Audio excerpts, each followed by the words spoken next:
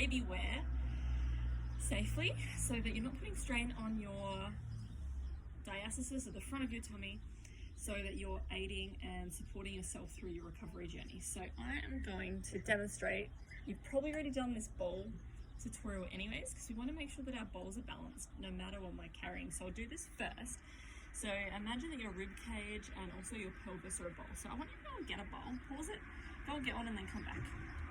But what we want to do is, so if you're watching the bowl, watch what happens with my posture. What happens with my bowl? It like tips, so the water would tip out this way. But then if I'm shitty posture like this, it spills out this way. So you want to find like what would be like a balanced point for the bowl. And this is sort of that postural point that you want to maintain for your rib cage.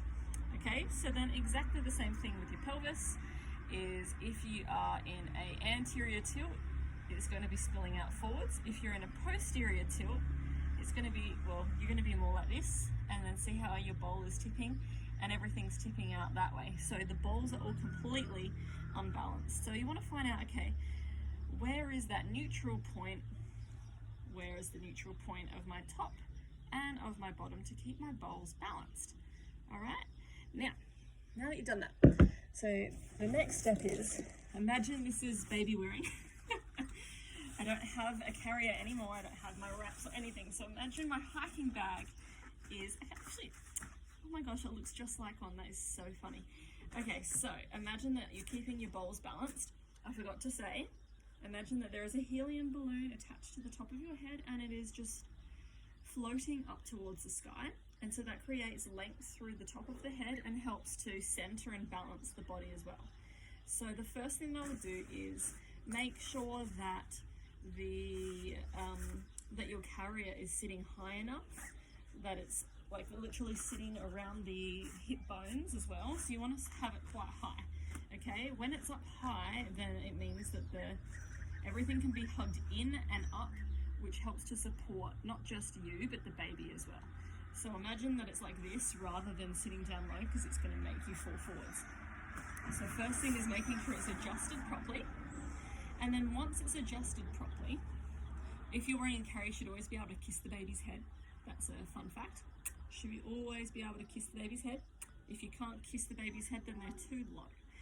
Okay, so after you've done that, then you want to find, how do I balance my bowls in this position? Because you might notice that you tuck your hips forwards, or that you're rounded forwards, or that you're even tipping over a little bit. So just find out, okay, how can I keep everything balanced?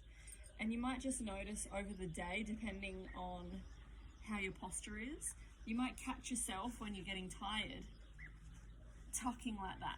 And if you notice, you might feel a bit of compression or tightness or pain in your lower back. Now, if you're doing the opposite and you're just slouching forwards or like tipping forwards, you're also going to notice sore shoulders, maybe sore neck. You might notice just everything feels so rounded all the time with your shoulders and with your chest, and so they're just some good signs to look out for. All right, so crown of the head, tall, the helium balloon floating up, keeping your bowls balanced, soft knees. All right, and that is how I would balance myself when baby wearing. Okay, what else was I going to say? If you have an anterior tilt, which is where your hips stick out like so, then when wearing your baby, it's even more important to just come even slightly more forwards, just a touch more than neutral. Okay, and you'll notice if you get pain in your back, it will help to just relieve that pressure a little bit from the compression that happens throughout the day. So let me know if this was helpful for you. If you want to send me a little photo or a video of how you've set yourself up for baby wearing, I'd love to see it, and I'd love to help you make sure that you're doing it in a way that feels good for your body.